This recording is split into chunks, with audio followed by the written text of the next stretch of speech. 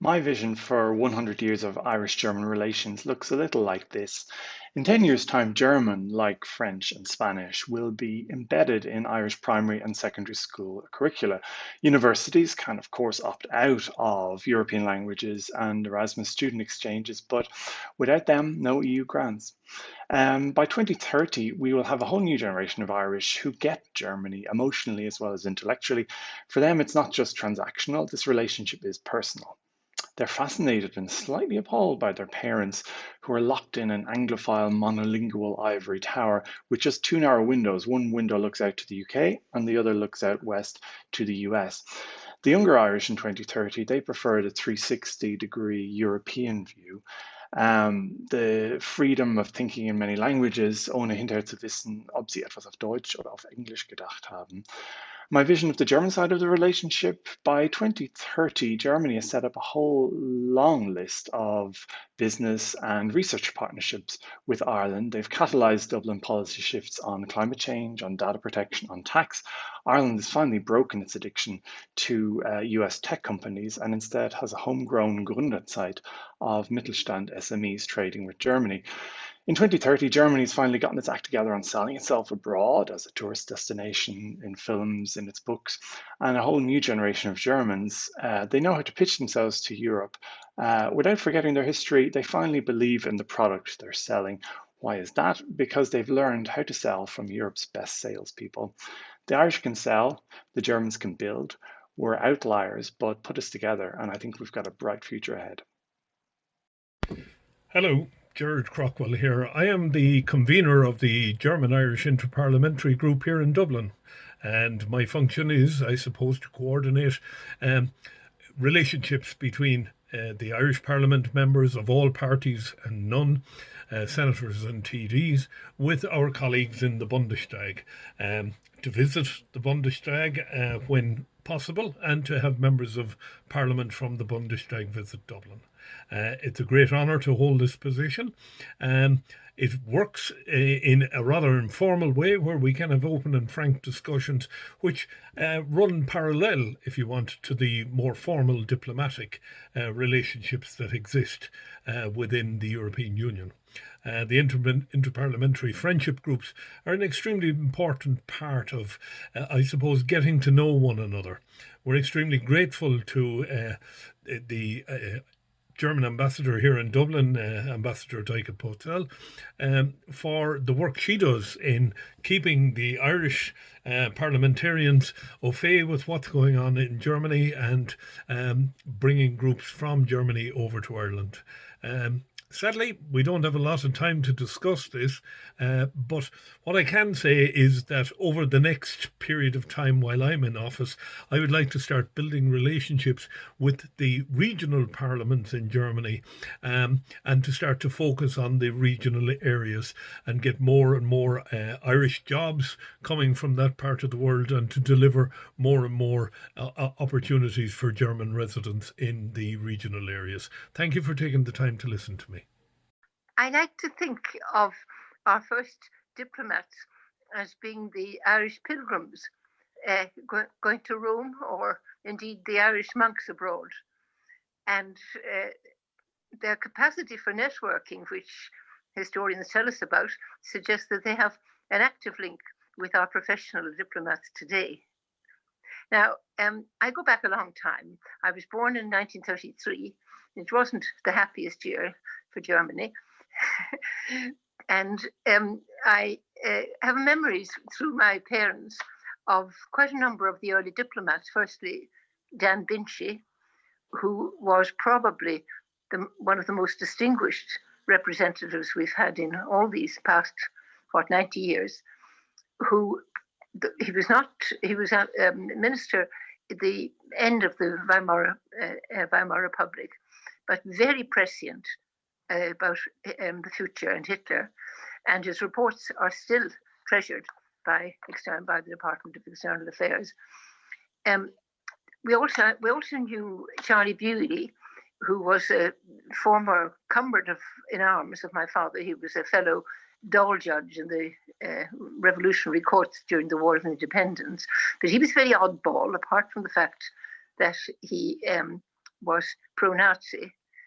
And although he spent, 60 years as our representative in Berlin, he was recalled for his excessive enthusiasm for the Third Reich and for Nazi practices. Dan Lynch I'd like to come back to for a moment, just to say that he hated the social round, but he was a tremendously successful diplomat. Of course, he spoke fluent German.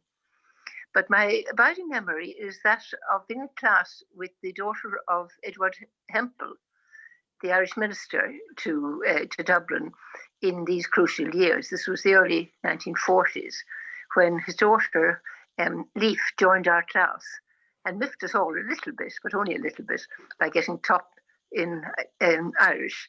It was hardly a few months. And my sister and I were often invited to play with the Hempel children in their residence in Glenageary, partly because my aunt and uncle lived next door. And I remember an incident which caused a lot of amusement. My uncle had joined the RAF as a medical doctor and came home on leave in his British uniform, went into the German embassy or residence to say hello to his friends and neighbors. Could you imagine that happening the other way around in Berlin?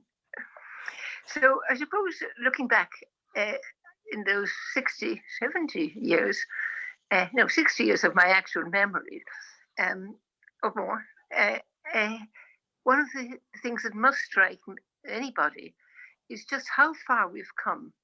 Ireland was an unimportant little country in the 40s and 50s, and even in the 60s perhaps, except to Irish Americans. And look what our Irish diplomats have done for us today, to give us both a reputation and a certain influence. Well done.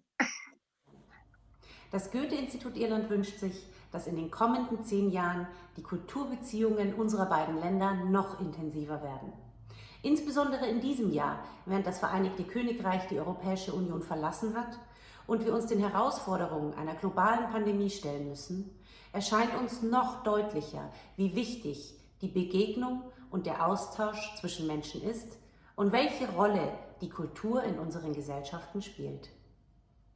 Als Europäisches Kulturinstitut wollen wir den Zusammenhalt und die Solidarität zwischen Irland und Deutschland weiter stärken und ihre Vielstimmigkeit und ihren kulturellen Reichtum erfahrbar machen.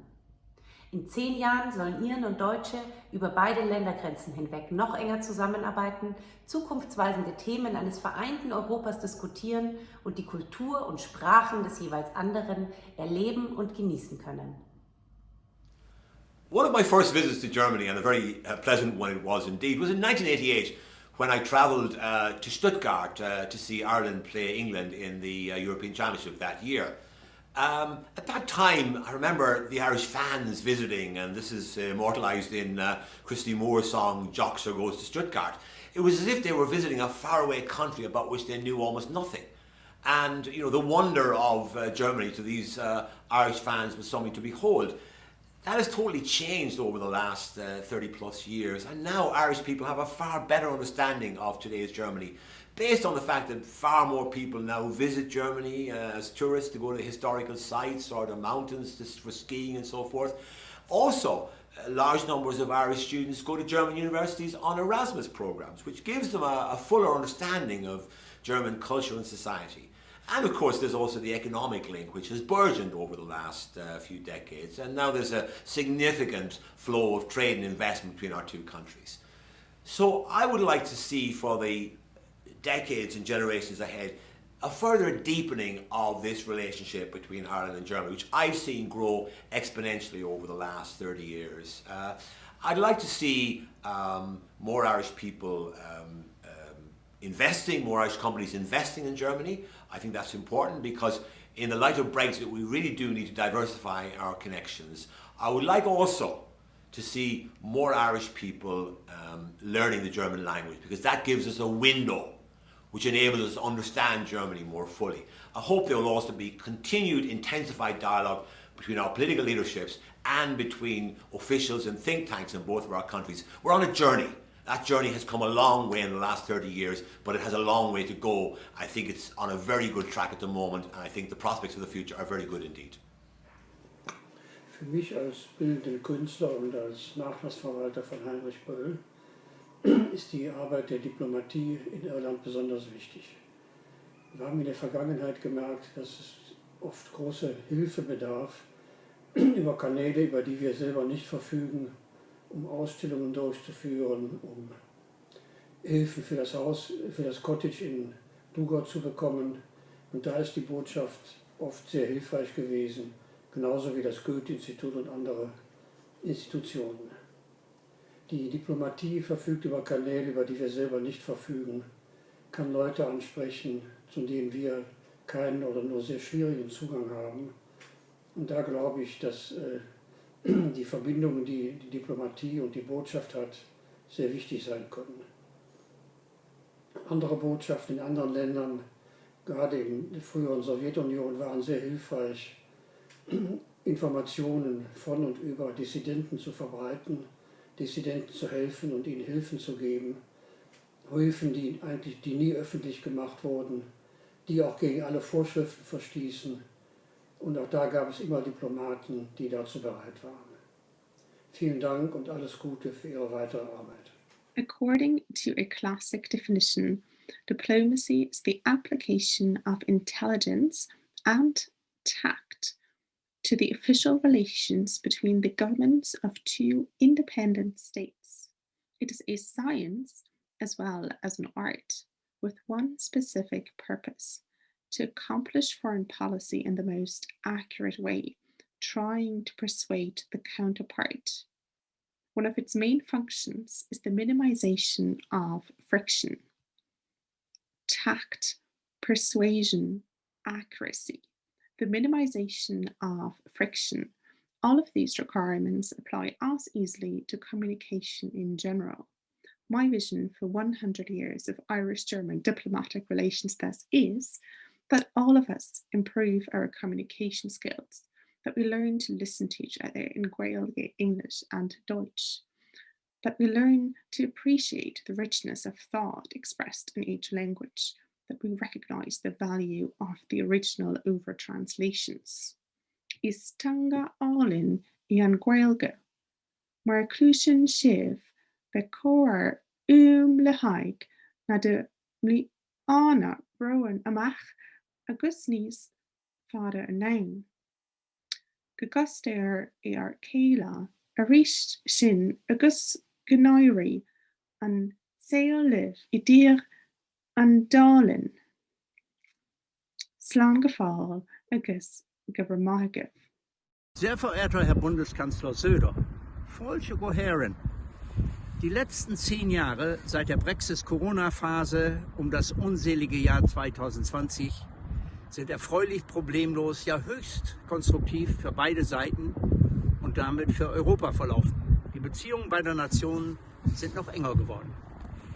It seems a highly significant coincidence that this year's Nobel Prize for Literature 2030 will be awarded in equal parts to the young Irish author Cecilia Ahern and to the senior of the German lit scene, Heinrich Günther Walsermann. You have been invited to attend the first international hurling match between the Connacht team and the German hurling Huns from Hamburg. Truly another sign of ever closer cultural and sporting ties. And last but not least, together with the first citizen of Ireland, An Uachtaráin na hÉireann, Mary Lou MacDonald, you'll officiate at the opening of the Angela Merkel Senior Residence on the Blasket Islands, a trilingual project for deserving former European politicians, co-founded by EREV, that is, European Integrated Retirement Experience. It'll be Ireland's turn again to take over the presidency of the EU from Belarus. Germany will be next in line. In diesem Sinne, all the very best for another 10 successful and cooperative years. Hi, my name is Roisin Healy and I'm lecturer in European History at NUI Galway. And this is my vision for Irish-German relations for the next 10 years. I would like the prominence of German women in public life, and I'm thinking here of people like Angela Merkel and Ursula von der Leyen, to inspire a shift towards more Irish women reaching the highest levels of public office in Ireland and beyond. And I'd also like to think that by 2031, Irish newsreaders would finally be able to pronounce the name of the European Commission President.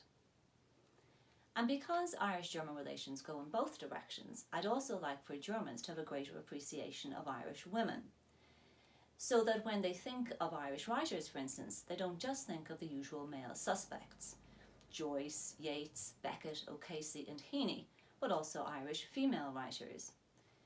And I know that the embassy in Berlin is doing a lot to make this happen with its Bridget Meets Berlin events on the 1st of February. One of my best memories of a recent year in Berlin was seeing Irish writers Emer McBride, Lisa McInerney and Julia Kelly sparkle on stage with their wit and creativity. And to come back to issues of pronunciation, I'd also really like it if Germans could learn enough about the Irish language to be able to pronounce names like Roisin, Sinead, and the most difficult of all, Aoife. Thanks. 100 years of Irish-German diplomatic and other relations in 100 seconds. Personal snapshots and a vision by Emer O'Sullivan. The half-Irish, half-German childhood of Hugo Hamilton portrayed in his moving, transcultural memoir, The Speckled People. Der deutsche Tourist, dem langsam klar wird, dass Heinrich Bölls irisches Tagebuch eine persönliche Vision und kein Führer durch das zeitgenössische Irland ist. Having laughed as a young one about the germs in German, now wishing there weren't any Iren in Viren. Eine in Berlin lebende Irin, die bei einem Fußballspiel Irland gegen Deutschland die irische Mannschaft anfeuert und dabei ein schlechtes Gewissen hat. A letter from an elderly German lady in 2017 thanking the descendants of the family who took in her uncle, sent as a boy to Ireland by Operation Shamrock in 1946 for their kindness 70 years earlier. And finally, my vision for the next 100 years of Irish-German diplomatic and other relations: mutual creativity, multilingualism, cooperation, appreciation, and friendship. Dankeschön und Gratulation zur heutigen Veranstaltung an alle Beteiligten.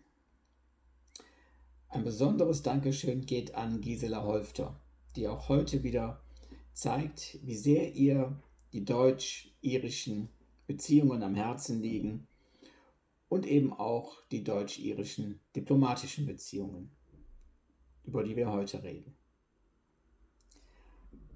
Meine Vision für die nächsten 10 Jahre, um dann 100 Jahre deutsch-irische diplomatische Beziehungen zu feiern, sind relativ einfach. Wir würden uns freuen, wenn wir weiterhin auf die Unterstützung der beiden Botschaften in Dublin, zurzeit mit Deike Potzel, und in Berlin zurzeit mit Nicholas O'Brien zählen können. Beide machen aus unserer Sicht eine hervorragende Arbeit. Und wir freuen uns auch weiterhin in Harmonie mit beiden Botschaften zu kooperieren. Irland wird in den nächsten Jahren sich mehr und mehr Richtung Kontinentaleuropa orientieren, insbesondere bei den Wirtschaftsbeziehungen. Da geht es immer mehr Richtung Deutschland. Unsere Aufgabe als deutsch-irische Industrie- und Handelskammer ist es, diese Wirtschaftsbeziehungen zu intensivieren.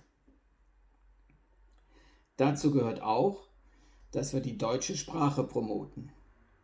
Mit anderen Worten, wir freuen uns über jeden, der Deutsch lernt, und wir tun alles, um hier zu unterstützen. Unter anderem auch ein Ergebnis dieser Aktivität ist, dass immer mehr Deutsche Studenten nach Irland kommen, hier den Austausch pflegen und irische Studenten nach Deutschland gehen. Wenn sie Deutsch lernen, können wir ihnen keinen Job garantieren, aber die Chance ist groß, dass sie einen Job in Irland bekommen. Viele Unternehmen, die in Irland ansässig sind, legen großen Wert auf neue Mitarbeiter, die Deutsch können. Bei diesem Thema sind wir auch in einem Boot zusammen mit beiden Botschaften. Vielen Dank. Dear Ursula, I've been thinking about ways in which we might improve the relationship between Germany and Ireland, and two ways come to mind straight away, and that is the teaching of German in Ireland and promoting Germany as a holiday destination.